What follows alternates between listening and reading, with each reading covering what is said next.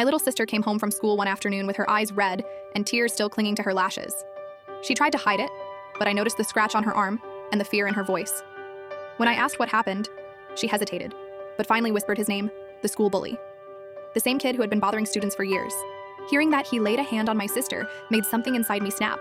I wanted to storm to the school right then, but I knew reacting in anger would only make things worse.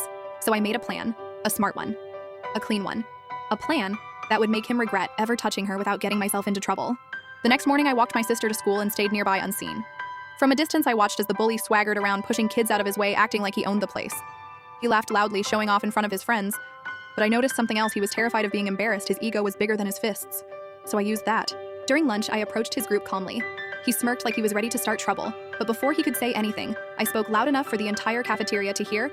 I asked him why he thought it was brave to hurt someone younger, someone who did nothing to him.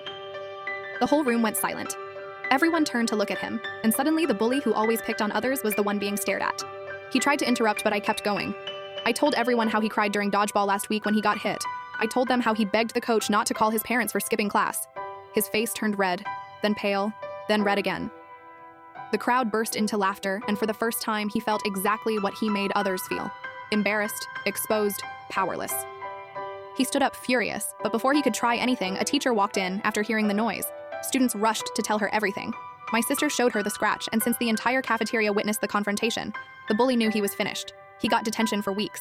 He had to apologize to my sister in front of the staff, and this time he meant it, because his pride was already shattered. He avoided her after that. He avoided everyone who knew what happened. When we walked home that day, my sister looked at me with a smile brighter than the sun. She said thank you in a small voice, and that was all I needed. I did not fight him. I did not break rules. I simply made him face the kind of pain he had been giving others, and that was the moment the bully finally learned his lesson.